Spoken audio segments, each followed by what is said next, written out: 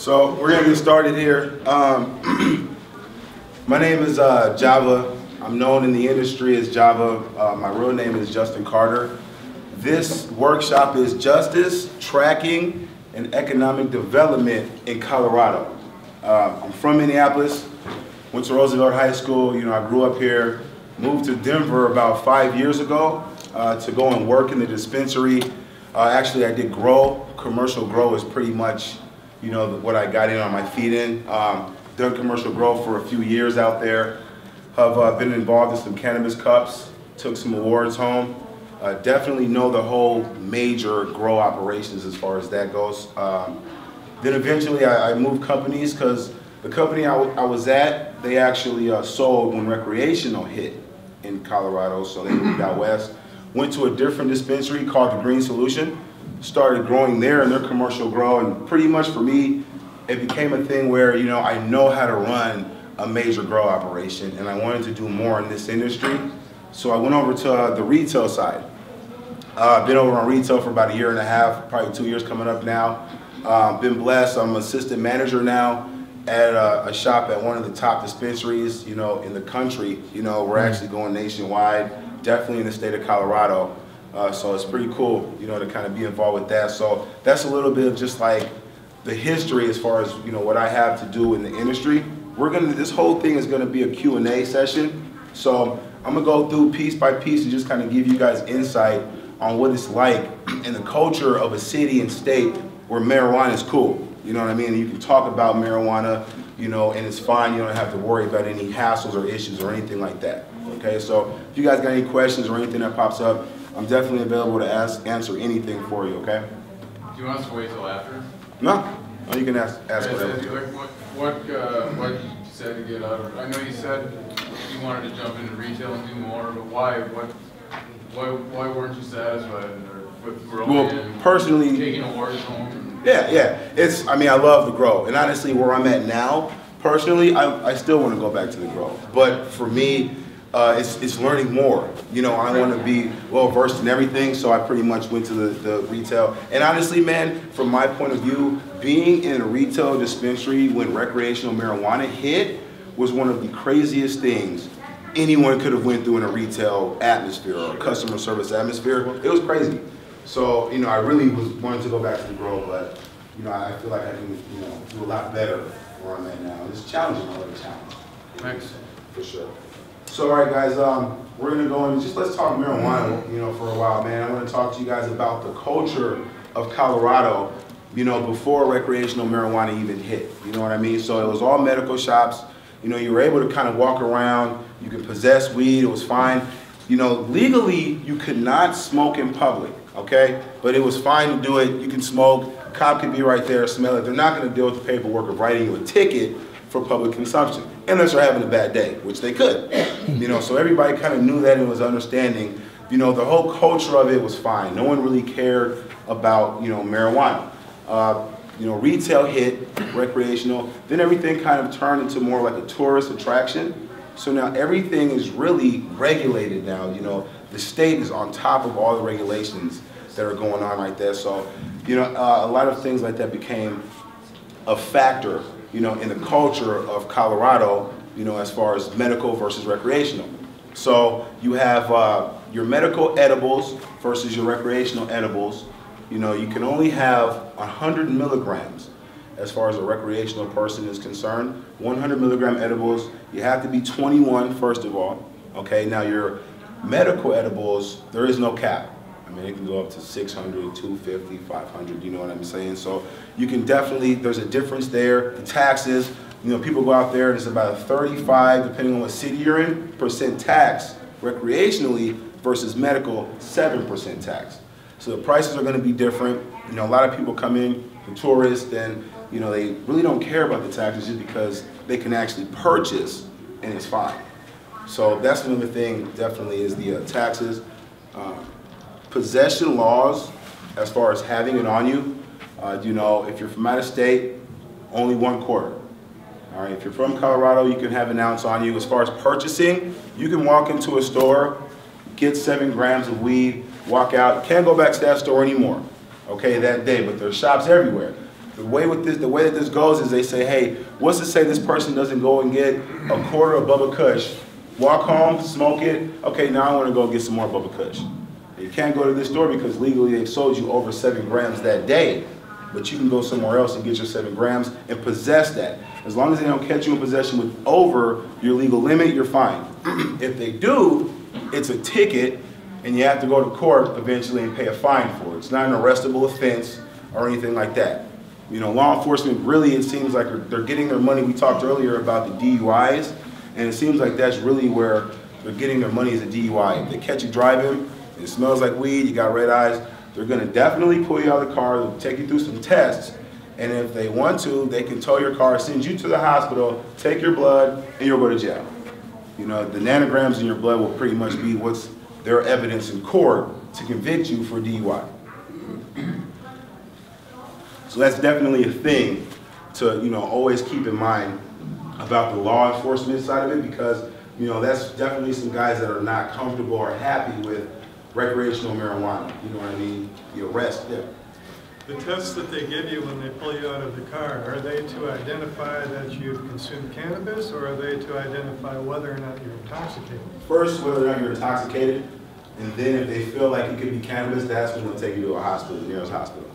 And then they'll try to run your blood or your hair, for sure. So, I really want to talk to you guys about, yeah, what's up? I was just wondering, as a dispensary owner, I'm sure people come to your stores or whatever that don't have any experience with cannabis whatsoever. Yeah. How often do you see someone, I don't want to say overdose, but just like have a panic attack from consuming too much? The first couple months, recreational hit in Colorado, there was some instances where some people, you know, one guy fell off of a balcony. There was some things where people hurt themselves. And it was all, everyone blamed edibles on this because they would go into a dispensary, they'd buy some edibles, eat them, couldn't handle it. You know what I mean? And they would kind of have these panic attacks and do things like that. And that's why right now, where I was telling you guys about the 100 milligrams, right now they're trying to fight to get everything pushed down to 10 milligram servings per edible that you buy. I mean, you can still buy as many as you want, but you know, it's about dosage, and they want to make sure people that are coming to Colorado to take these edibles really know what they're getting themselves into. With that 7 grams, could I buy 7 grams of Edibles? dabs? Oh yeah. Dabs? As well, yeah. Like wax? Yeah. Yeah, definitely. So like dabs, guys, is wax, butane hash oil, or BHO.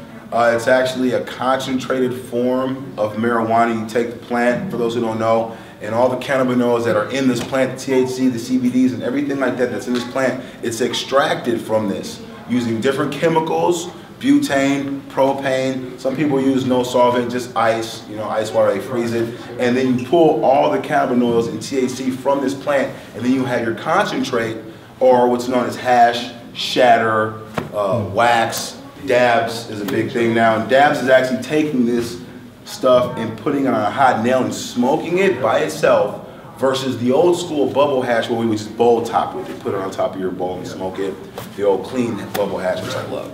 So, you know, that's the difference between dabs. When you hear dabs, that's like the new slang term for a BHO and wax, you know what I mean? So that's dabs.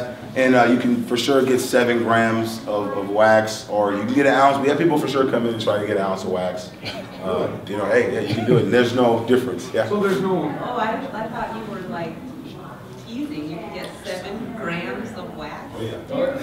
Because the thing with Colorado is, you know, the regulations, it's all straight across the board right now. Okay, so, you know, the edibles and your concentrates in your bud, all is THC, contains THC, so they're just putting it all across the board. I don't think it'll change right now, you know, everything could, but that's pretty much where it's at right now. And I think the reason that it was so simple was the infrastructure, you know, that Colorado had. You know, everyone kind of wondered, how can these states go recreational so fast, and it worked. They get all this money. What's the pricing in Colorado for a gram of dab? It varies from recreational to medical. I'd say about $60 for a gram if you're recreational, around there. Some places are cheaper, definitely if you're medical, it's cheaper, for sure. So, yeah. Do any of those people murder their families? No, oh yeah, okay, now the funny thing about that is, for all these years it's been medical, okay? Nobody has done anything crazy to their family or, jumped off of a balcony or anything like that, and these people have these concentrates and these edibles that are 10 times stronger than recreational users, and they're fine. No accidents, no DUI arrests, no none of that, ever since recreational. It's just the people that really don't know what they're doing, man, I think everyone was no one really knew how many people smoked weed. You know what I mean? Just love marijuana or interested in it. For sure. So they came from around the world. I mean, I've talked to people from Japan, Israel. I mean, they come from everywhere. I was talking to these guys from Scotland. It was kind of like I was in the Braveheart movie. And they just flew from Vegas to come smoke. You know what I mean? So it's a beautiful thing, and it all works just because of the state and them regulating everything. You know what I mean? It's ran by the state of Colorado. The revenue department of the state runs marijuana in Colorado, okay? Now that department has the medical marijuana enforcement division, which started everything as far as medical was. And medical has been in Colorado since, I believe, 2005. It's been there for a while. They had the infrastructure set up. They're never going to let it go because of all the tax revenues that they're seeing. And, yeah, definitely. And they've always been getting good tax money off it. It's been a nice thing. Once everything went recreational, they turned into just the medical, just the marijuana enforcement division. Okay, so now what it is everything is tracked from seed to sale.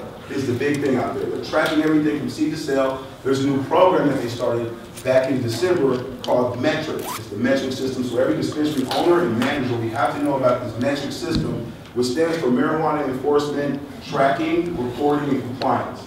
Okay, so what this is a system that runs through the state of Colorado from seed to sale. Okay, RFID tags have to be on everything, every clone, every plant from your mother room in this major warehouse. All these mothers have to be tagged. When you cut these clones off of these mothers, now you tag these babies with new tags. Okay, and then from every phase of this plant growing up to when it's harvested, cut down, they want you to take pictures, cameras everywhere. When you weigh it, they want to see a picture. What's the wet weight? Dry it now, reweigh that same plant. We know the tracking number on it. What's the dry weight? Okay, now, where is this plant going? Everything is tracked seed to sale. Okay, that's what made the federal government so comfortable with allowing this. You know what I mean? Where they're not coming through shutting down shops like they normally do. I remember in December, before everything passed, when it officially transitioned January 1st, the DEA, CNN was out here, like the DEA, everybody came, they shut down about 40-something or 50-something shops. And the Attorney General said, as long as you guys are compliant with the state, we won't get involved. You know what I mean? So that's pretty much what it is. That's how the state of Colorado has made it just seem so simple and smooth. Yeah. What has been the issue with the carpet bag industry, where you have people coming from around the country coming in specifically to start growing and being a part of your economy? As far as people just coming out to work? Just to start their own.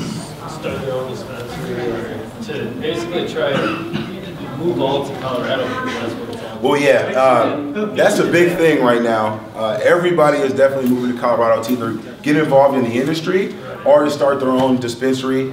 And it's definitely happening right now.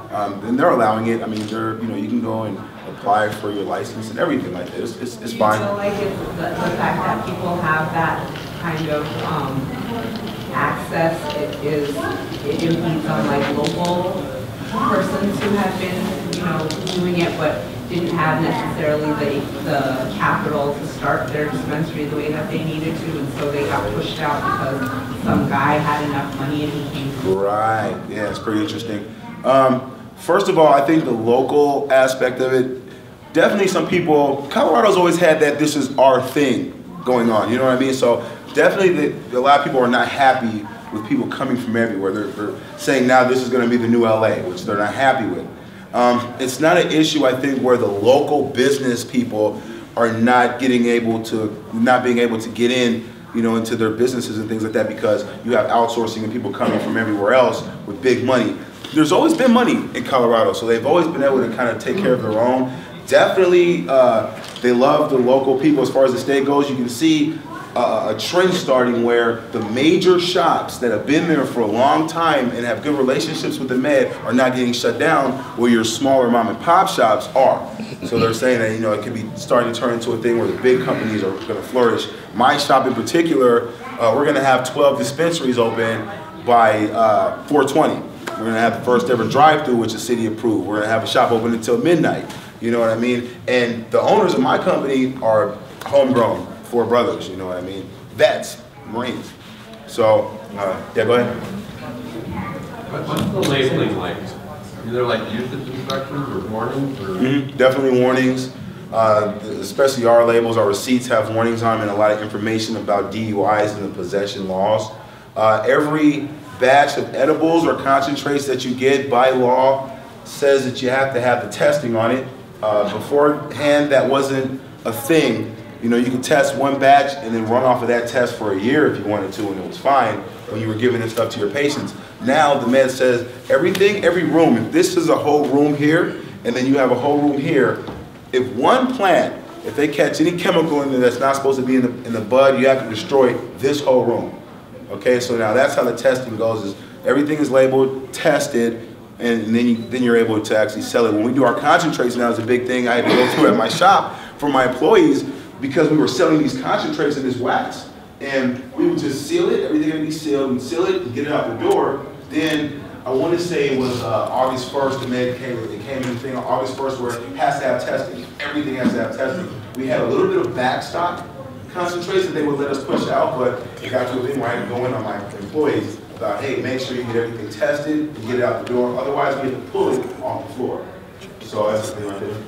2 questions. One, how do you think it's affected? Like, obviously, there's been a positive influx in population in the state of Colorado because of this. Yeah. Which would be great for Minnesota, obviously. Oh, yeah. Banking, do you think did you have problems with banking because it's cash only, or is that not true? Yeah, there were problems. My company particularly has a real slick way of getting around that now. You know, we're a management company now, and we offer employment to certain companies. So we're fine now, but I couldn't cash my check for a while. That was a big thing. Now I think that they're starting to work with it. Credit's still not good, can't pay with credit cards. So the banks are starting to allow people slowly, but they're working with the government, you know, until the government drops this down a little bit and they start saying it's okay, you know, it's gonna be problems as far as that goes because the money's not insured. Right. And a friend of a friend has a cousin who's got a dispensary and they've been robbed several times. Have you seen that risk? It happens, it definitely happens. My company is good. I mean, it's really about the security that you have up, you know, as far as someone who's a robber and, you know, they want to come and rob your business, you know, you want the least risk type of job to pull, you know what I mean? And running in our store is not going to be, it's going to be a hassle, you know what I mean? Definitely we have security, we have armored trucks, we have all that stuff right now. So it's a big deterrent for people who want to come in and do stuff like that. So we've been blessed for that, yeah. I've read that there's a lot of controversy with different dispensaries on what solvents they use for CO. Do you have an opinion with ISO or naphtha or I think as far as making concentrates?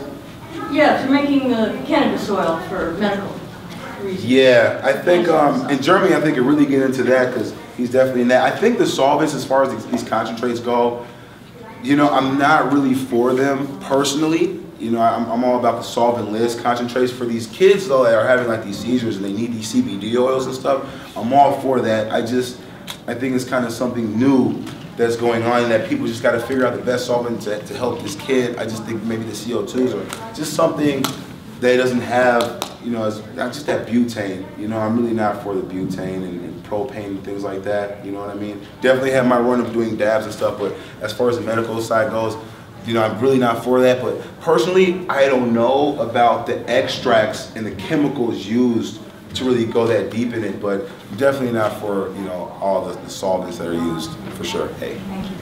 A question about the testing. Recently out there, correct me if I'm wrong, they changed some of the regulations, so say I'm a private grower, I can't bring a sample in to get tested? Yeah, you can. Is someone doing that now? Yeah, you can still do that. You know, there's 2 testing companies right now in Colorado, and you know, you go in there, they actually are working with private growers now. But you know, everything, you just have to get licensed by the med to do everything. Which one's working with the private growers? Well, we do Cannalabs. Cannalabs. Yeah, Cannalabs is a really good one. So I go through Cannalabs, we go through Cannalabs. And they work with a lot of private growers, a lot of growers I know that do have their license, you know what I mean, be caregivers. They go to Cannalabs to get their stuff tested. Okay, I just wanted to mention, and I'm sure living out there you know this, but people talking about credit cards. I mean, I was out there for 3 weeks, and every dispensary I went into took credit cards. Some do. Some do. Those dispensaries aren't the most compliant dispensaries either. You know what I mean? Yeah. You're not legally allowed to do credit cards. You can. A lot of shops do. A lot of times these credit card companies won't pay them back because that's an illegal transaction and it's not insured. Then there's another thing with that is a compliance thing. You know, if the state finds out a lot of these guys are doing credit cards and working it like this, or sending out this marijuana without these childproof bags that they need to, they can get shut down for sure. So that's another thing. What was the clinic, which I'm sure you're familiar with? Childproof bag, by law, you have to have a resealable childproof bag or container to keep your bud in. It's like it's a lock on it. Yeah, they have a little. Yeah, it's a little clamp that you put, a little zipper. We're gonna have some new satchel bags coming soon, but we'll talk about that. So yeah, I wanted to go over the money quick too. You know, this whole thing for me is, I know I'm running down on time. This whole thing for me is, guys, like I'm from Minnesota and I moved out here. I'm seeing what's happening out here in Colorado, and oh my God, this is possible for Minnesota. If we just made this happen, I mean, the structure, the infrastructure we have as a city, we're ready for our freeways already. We have a light rail system. If all these people move to Minnesota, we're ready for that. You know, we can handle all this money more than, you know, I feel like Colorado can. Honestly, I think it's just really about the infrastructure of the state taking control and having everything good with the tracking and batching. And all that can go good, and the government can say, you know what, we're happy with letting you guys run this. I think Minnesota will be good, and I think we're ready for that. You know what I mean? Colorado is going to get estimated $45 million in taxes just this year. $45 million in taxes. Instead of spending that money, you know, on housing people and things like that, you know what I mean? Like, we're gonna get all this money back. We have the potential to do some really big things, you know what I mean? Just in August, there was $43 million in sales just in Colorado because it was the concert season. Everyone comes out to Colorado for Red Rocks, and there was a spike, 10% spike, you know what I mean? So, you know, this is all things that I feel like could really help, you know, Minnesota just kind of grow and thrive with. So it was big for me to come out here. Yeah. One last question. Now, didn't your governor recently come out with some maybe not so favorable comments about it? Mm-hmm. Here's the thing. This funny thing about him is he wasn't for it. The law passed. He said, "Don't get your Cheetos and everything just yet." Then all of a sudden, wow, everything passed and everything was going so smooth. All this money's coming in. He doesn't know what to do with all the money. They're talking about that. There was a cap when you get to 45 million, I think, or when you get to, I think maybe it was like 5 million, I want to say. You get to 5 million, that all goes to schools first. Then everything else goes after that. You know, they hit that in like month 3. You know, so now we're trying to figure out what to do with all this money. So he came to our shop. We had him come to our shop. We had the Parliament come to our shop, and they always had the same look on their face, like, oh, what am I even doing in here? You know what I mean? Took them through to the grow, saw the babies coming up. We take them from seed. We show them seed to sell, clone to sell, technically. Show them clone to sell. By the time they come out of the grow and back into the shop where we're weighing out the weed, and they look over at the cashier, cashing people out, it's a whole nother look on their face. Now, I know a lot of these guys have a stance that they probably started with, and it's hard to change it, but everybody that sees what's going on out there can't deny it. You know what I mean? So maybe when he's out and the new guy comes up, I feel like whenever the next round of these politicians come up, or even the ones that haven't taken a strong stance on marijuana, you know, I think that these guys, if you just show them and they can see what's really going on, they can't deny it. You can't really know where to earmark the money that's coming in. Yeah, it's amazing. My company is doing great right now. We have 4 locations in Illinois that we're opening up, medical only. So, I mean, it's a nationwide thing. You know, Minnesota definitely has to jump on board. You know what I mean? I'm all for it here. I think you know, everybody here. Yeah, for sure, we're all for it. So, I appreciate you guys, man. We got Jeremy coming up too, so any type of medical questions or anything you guys have like that, this guy is an expert. He's the man right here, guys. So, definitely, man, I appreciate it, guys. Great, give it up, Joe.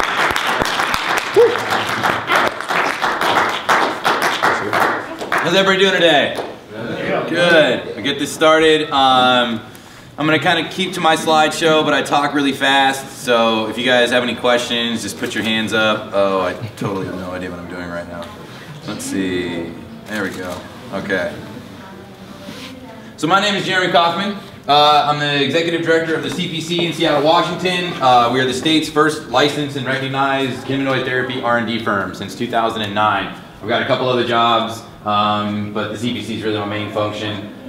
Really what kind of brought me down here is I've been an activist since 1998. A friend of mine died of cancer when I was in high school, really saw the benefits of cannabis. I started being an activist for it. I broke my neck in a snowboard accident in 2004 and then became addicted to opiates, ended up in rehab. Same old story, and then transitioned like, oh, you can use 2 bites of brownie for 10 milligrams of methadone. I don't have to be cracked on opiates all day. So really that kind of like moved our company forward. Back in 2009 when the C.P.C. started, there really was no sanction. There was no organization of the cannabis industry. So me and about 20 other people working with the city of Seattle made the Coalition for Cannabis Standards and Ethics, and that's been around for about 4.5 years. And it's kind of like what NORML's doing here and nationwide in Seattle because NORML didn't have a huge functioning following back in 2009. So that's actually what has really promoted 502. Oh, excuse me, phone's going off. 502 to pass, which is our initiative in Seattle, that our initiative in Washington that actually allows you to sell cannabis legally, tax, structure, regulate, extract. So let's see, injustice of prohibition. I think everybody kind of understands this. These are things that I just really found very fascinating when I was researching this. In Minnesota in 2012, you guys had 12,000 arrests, 62% were just for possession, and at the cost of $5,000 just to process an arrest, your state spent about $60 million in a decriminalized state just to arrest people, not even to put them in jail, but just to process their paperwork, tell them they shouldn't have cannabis and send them on their way. So if Minnesota keeps on this movement and actually gets their legislation passed, it's $60 million right there that you actually net, which is a brilliant thing. The thing that even extrapolates bigger than that is nationally, we as taxpayers spend $42 billion to basically regulate the drug war, while we're also giving up $32 billion in revenue because it's not taxed. So overnight, if we as a nation legalize cannabis, that's a $70 billion surplus in the budget. For a country that has unemployment and education and health issues, that is a huge, huge plus for me. I'm a systems analyst by trade. I work with our LCB back home, which is a liquor control board, so they do the regulating just like the Met does for Colorado. That's actually how I kind of got into this all those years ago, as I really focused on statistics and kind of understanding the metrics of the cannabis marketplace, and that's really what got me into it from at least an academic standpoint about 10 years ago. And then actually breaking my neck was what really got me into the health benefits. Completely, absolutely, without a doubt, and they're endless. With 80+ cannabinoids, terpenoids, flavonoids, biflavonoids, all interacting with your endocannabinoid system, the host of, or the variety of side effects for a human being using cannabis is pretty much endless. You can create just such a complex creation of compounds for a person with GI tract issues, anxiety, and PTSD. That really, when you're actually looking at being able to look at a human being, give them medicine that increases their functionality despite their condition, is really what we organized the C.P.C. for back in 2009 for somebody like me or anybody else in the room who's ever had to take pills. And the issue being is if you're in a position where you have to take pills for a tooth being pulled or for a car accident or for MS, the issue being is that there's always a side effect, and a lot of times you hate being stuck between the position you're put in where it's like I can either suffer from my condition or I can suffer from my side effect. Either way, it's shit on both sides. And that sucks. I mean, that's really where I stand. I mean, every day I consume 1,000 milligrams a day. Most people have no concept that I'm sick, but that's the beautiful part about the medicine that we create, is that if you dose it properly, it actually does what you want it to do. So the C.P.C. is the organization that we started that really does all the R&D, works with the state, and this is what came of it. 1.5 million gel caps a year right now. Every 20 seconds, somebody in the state of Washington takes one of our pills, which still to this day blows my mind.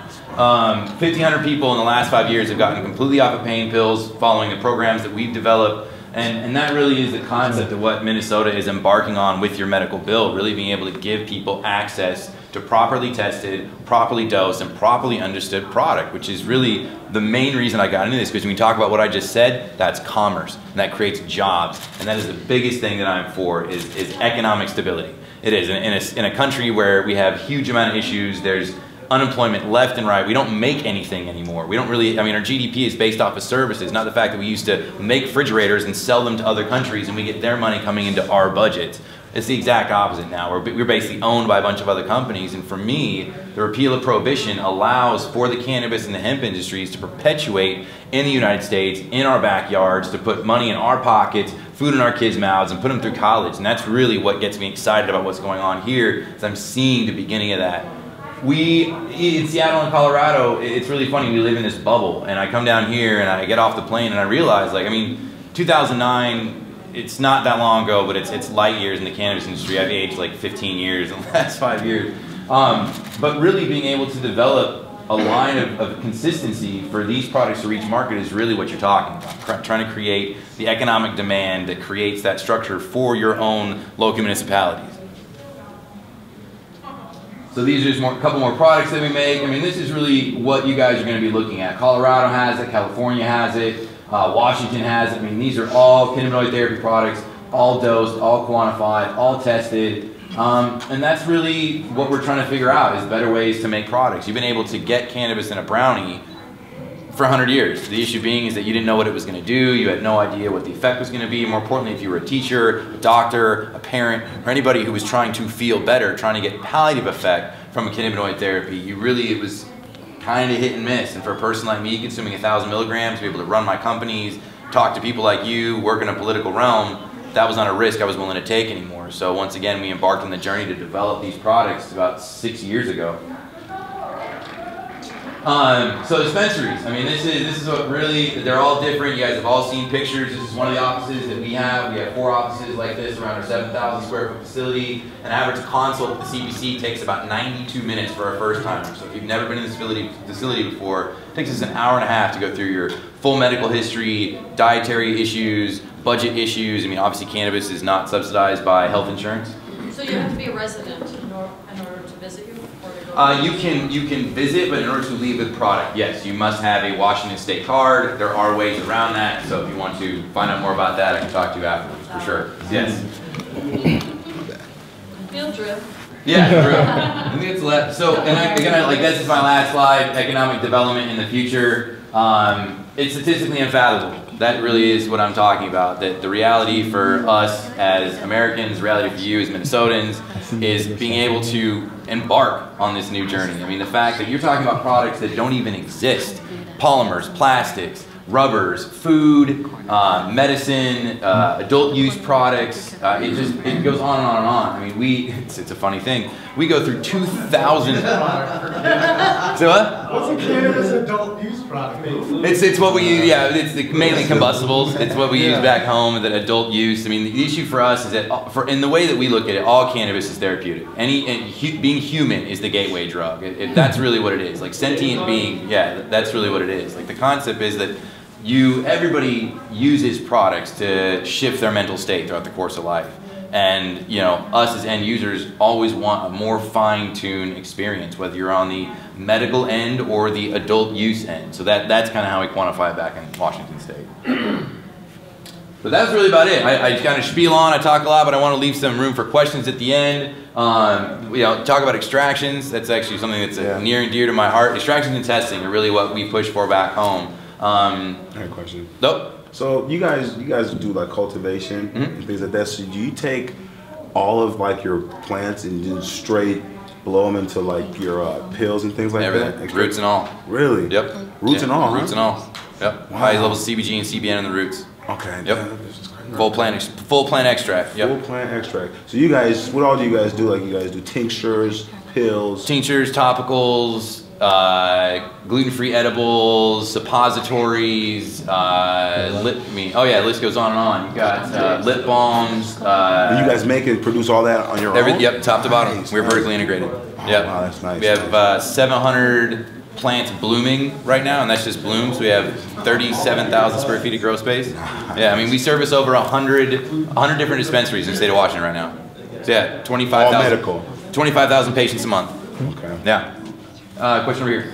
Oh, I was going to say, as far as cataloging the information, what resource do you see as an industry standard for sharing and cataloging this information for the cannabinoids and all the different elements of the plant so that we know as consumers where to go, and each grower and dispensary knows where that information is. Is there going to be an industry standard like that? Talk about poking the bear. There is. I mean, the issue is, as far as information sharing, I mean, that's really what, when I wake up every day, it's what I realize I'm in the midst of. Is that we are on the crest of this wave, so that information is just starting to come to the surface. So labs like, and this really does come from the testing and the medical realm. You have to get labs that actually understand how to create quantitative and qualitative data. Right now, no lab in the country that tests cannabis product, in my personal professional opinion, can run even beyond an 8% range of deviation, which for me is not an exact number, it's a range. So being able to actually get specific data is still very difficult, but there is a huge national and actually international knowledge sharing concept, but there is no set structure currently to allow labs like Steve Hill in California or Halient or GWC up in Seattle to really corroborate data. But there is still, I've seen a lot of open data sharing. Our organization shares as much data as we can with any organization that we work with, but there is no official structure. How many brewers have incorporated cannabis in their brews? 3 that I know of right now. Okay, that's awesome because there's so many. It's just like hops. Yeah. There's so many different Cousins. kinds. Yeah. It's like awesome. What when you make your products or whatever, do you freeze your plants, or are you producing your products when they're live? I mean, you pulling them live and then. Yep. So freezing them with liquid nitrogen. No freeze. We're old school. The issue for us is drying. Like we've tried faster methods of drying, and they do work, but they're pretty expensive and they decrease the quality of the end product. So we found enough air movement methods to be able to get a full plant to dry less than 10% moisture within 7 days. So after 7 days, you can do a full extract, shake off the roots, crush up the plant, run it through the machines, and it gets you extract. Do you find a difference in your product if you do a wet trim or a dry trim? So it depends on the product you're making. So if you're talking about something that is dabbable, like BHO or a wax, absolutely. There's a difference in clarity, difference in waxes, but for something like these, it doesn't matter. Yeah, it doesn't matter. But really what I'm looking for is a full plant extract, and what it looks like is irrelevant to me, because at the end they all look like that. I missed a little information about those pills. What are those pills contained with? Say again? I missed information about these pills. What are the pills? Oil capsules. Yeah, so this is cannabinoid concentrate, basically quantified and dosed into 10 milligram metered doses. We do 10 milligram, 25 milligram, and 50 milligram. Is it CBD only, or is it THC as well? We have 13 different lines of capsules, so it depends on the profile, depends on the strain, also depends on the ailment. So we make. Is it similar to eating an edible then? Absolutely, it's the exact same thing. The issue for an edible is that you don't know. You get a brownie and it's kind of tested, but with the issue with testing right now is if you give a testing lab a brownie, they don't have the technology to be able to really break that brownie down and tell you how much is in there. They're giving you a range. So with these, it really is for people like me consuming as much as I do. I don't have the option. If I was going to misconsume at 1,000 milligrams a day, I'd be wasted. I couldn't do my job, and that would really, really piss me off. So yes. All right. So I get the idea that from all your products, you treat medical issues, cancer being one of them. So I'm actually here in part to figure out for my dad, who's going through chemo, whether we want to treat the chemo with this, or do you treat the cancer with this? Both. And so do the majority of your patients come to treat the symptoms from chemo, or symptoms from the cancer itself? Are they trying to cure cancer, or are they just trying to offset the effects of chemo? The neat part about that is you do them both at the same time. With 80 plus compounds on any given strain of cannabis, the reality being is that you could absolutely take cannabinoid therapy supplements as a preventative measure for cancer. The issue being is that, how to be able to quantify that and prove it. Not quite yet. So usually when people come to our facility, they already have been diagnosed with something. But the fascinating part is, over the last 6 years, I mean, it's like a 96% efficacy rate. When somebody comes in, there's positive benefit, if not only for the palliative side. So if they are in that scenario where it's like end of life and you're looking to increase quality of life, you get that. But at the same time, we've seen tumor reduction from probably, over 20 different kinds of cancer. And like I said, the 96% efficacy rate, we're treating probably almost 30 cases that are under the age of 10. And we're seeing benefit in every single case of every single child that we're treating. They went from epileptic conditions to brain tumors to cancer. So, I mean, yeah, you can get both out of it, absolutely. Do you have an evaluation, like somebody takes your product and let's say, oh, come back and visit us. We want to know how it's helped you. Do you have like a end of the day survey? That's how all that stuff came to be. The C.P.C. was an R&D firm really established because for a person like me, I needed that feedback. And in order for, so like I said, you kind of see right here, this is a really old picture. So you see there are 3 different lines. Right now I have 13 different lines. Some for MS, some for GI tract issues, some for chemo, some for sleep, some just general sativa dominant, which is overall THCA, THCV. And the reality for us was data collection. So really, if you want to make a product better, if I'm making tinctures, caramels, whatever it is, you know, you have to get that feedback. So it really was, in the last 5 years, all of these products have come directly from patient feedback. And you have lotions and gels, and obviously our biggest absorption is skin. I'd be happy to give any feedback that you ever need. Perfect, all right. I like that. What was it? So skin. Yes. It's obviously our biggest absorber. Largest organ you have. And I mean, can you get a head buzz from a lotion or a gel?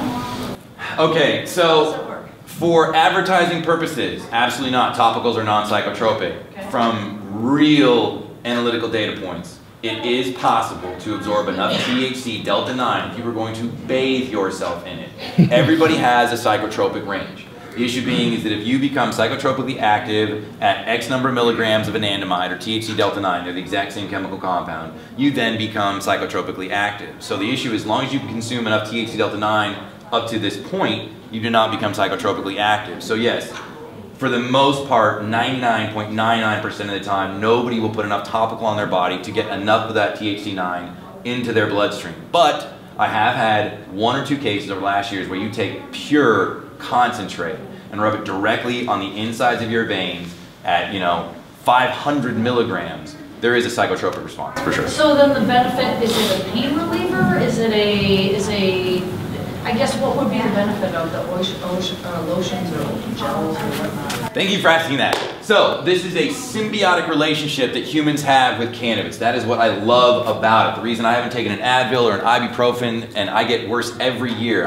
My condition is degenerative, and it breaks my freaking heart. There's 2 mornings a week I get out of bed, and I can physically not move. I have to get on the floor, consume 300 milligrams, do my stretches, etc., etc., etc. So for that specific issue, the concept is that what fascinates me about this is that your body is the most immaculate system on the face of the earth. Your immune system is built to compete and combat against all these things that take you on. The reality for cancer is that it doesn't survive above a certain pH level, but most people's pH level is below that because of poor air quality, poor food intake, and poor diet. I mean, it's just redundant. Highly acidic. Yeah, so I mean that's really it. So you actually give your body, that's what I love about it, that because there's nothing really in cannabis that you don't make on your own. When you use cannabis and you are actually in less pain, the difference between using cannabis for pain and opiates for pain is that my minimal understanding, because I'm not a doctor like the beautiful doctors downstairs, is that you have a receptor, and pain exists when this receptor sends a signal here, this is broken, and when it gets it back, that's what lets you know you're in pain. What an opiate does is it comes and it coats that original receptor, so the signal gets sent, it's still broken, you just don't receive the fact that you're in pain. What cannabis actually does, or what cannabinoids do, is that whatever the problem is, they fix it. So therefore you're not actually in pain, you actually have an improved quality of life, and that is the one thing that never ever ceases to fascinate me about cannabis, is that you actually are just allowing your body's own facility or own faculties to process faster and more efficiently. Can it alkaline you? I believe it can. Okay. I absolutely believe it can. Take inflammation away. That there's so yeah. many. Raw cannabis juicing is the best way to do that. If you're looking to actually balance your pH. Yep. Yeah. What this gentleman's saying, absolutely, that is the best way to do it. Question in the back, and then you. Somebody raise your hand back there. Yeah. I've noticed that a lot of companies, such as Canopy, who make edibles, have been also inconsistency in their results. They'll have a lot more milligrams of claim. What do you guys do to address that? So the issue is could you everybody hear that? So there's a lot of false advertising about quality of products, and no offense, it's happened a lot more in Colorado than Washington. I shouldn't say it shouldn't happen a lot more. It's been much more highly publicized in Colorado. So 502, which is our initiative back home, is heavy duty on the testing. I mean, you can't bring a product to market without it being tested at least at 2 points throughout the process. The issue being is that, once again, testing in the state of Washington is just a range. So even if your test says that, oh, on this brownie there's 18 milligrams of THC, 10% deviation puts it at, you know, X or Y, and you could still be misdosing. But absolutely, yeah, there's a lot more stringent regulation on testing and packaging right now. Is anyone doing exactly what you're doing in Colorado? I went out there about a month ago, and unless Java knows it, I have not seen anything. From like actually looking at something like this quality of product, I have not seen anything like this anywhere else in the world. I haven't seen a company in our shop that has anything specifically for the medical benefits like these and these capsules. I haven't seen anything like that. You know, Colorado is more THC. You know what I mean? And it's straight for This gentleman right here had a question. It looks like you're doing a lot with entrepreneur convention. You know, this seems like it definitely has a lot of potential for success, as you already happened. But what are your major sort of challenges or competitors, or this industry is like there's a lot to play with. What are the main obstacles within the market, restrictions that you are facing today? So I'll tell you what, I'll make it simple. The things that are unique about the cannabis industry that are, you know, these businesses are not the only businesses I've started, but the thing about the cannabis industry that is really difficult right now is you can't reach economies of scale. There is no exponential expansion. There is no banking. There is no loans. You cannot, it's hard to operate a normal business. We have 33 employees, and trying to pay FICA, Medicare, Social Security, unemployment, give these people payroll paychecks has been incredibly difficult over the last 5 years. So honestly, the biggest detriment to the cannabis industry is the inability to just run a normal business. I mean, a business is a business is a business. You're creating a commoditized product, packaging it, labeling it, branding it, marketing it, employing people, you know, paying for retirement, 401ks, etc. The thing that makes my life absolute hell is just the inability from a structural standpoint to just have a normal business and be able to just get banking and stuff like that, even insurance. Yes? So you're not regulated by the FDA or following any kind of those types of process auditing, or is that, I mean, that tends to be a lot of overhead for the medical devices and manufacturing? Huge. So FDA, this is actually a big thing right now with the testing and labeling. Like we talked about, for General Mills to put that your cornflake has X number of grams of protein in it, that product went through an incredible amount of cost and stringent testing to reach that conclusion. The cannabis industry is not there yet. They're working towards that, but that's another thing that the state of Washington was very aware of. I worked on a monograph with them about 1.5 years ago on testing to really try and assess from a systems analyst standpoint that if you have 5 million pounds of cannabis, how big is a lot? You know, how big is it a pound? Is it 5 pounds? Is it 10 pounds? What does it need to be tested for? When does it need to be tested? How many times does it need to be tested? Really understanding that your goal competing with the black market is to bring a product to market at a price that basically negates the need for a black market. And adding $1,000 per parcel of testing was not something the LCB wanted to do. But at the same time, now that we're getting further down the pipeline, realizing that you are going to have to mandate better testing. I mean, it's going to cost more money too. But if you reach economies of scale, then it gets cheaper overall. So it does equalize to a certain extent. Any other questions? Company extracted or clear concentrates, are they subject to competition at all? Yeah, I mean, we do standalones and stuff like that, but this is, I mean, the concept for us is, yeah, I don't really have a lot of competition, to be completely honest. I mean, I have competition in the fact that we operate in the cannabis industry, but without tooting my own horn, I don't think that any organization that I've seen, I mean, we have people at least twice a week from all over the world emailing us to try and get our product from South Africa to Antarctica to Europe. And what that tells me over and over and over again is that there still is no one in the world doing what we do. Does that leave it open for you to expand like immensely once this whole thing kind of blows over of like why we're kind of stuck in this whirlwind to begin with of why it got to where it is? Yeah. Like the 19 all the way up to like now. It's like absolutely. There's, I mean, you think about like what Java said about the owners of his shop being able to go into Illinois. Right. Yeah, and I really enjoy Green Solution. I ended up taking my parents there when we went to a wedding out in Denver. Nice. My first like experience at a dispensary. Nice. Yeah. Nice. Give that up. And they were impressed too. That's the whole thing, is that it's a re-education process. We're trying to get people to open their eyes. Yeah, a lot of people see it different, you know what I mean? I had my girl's mom come out there one time. She's a prison guard in Michigan. And she was like, this is not what I imagined.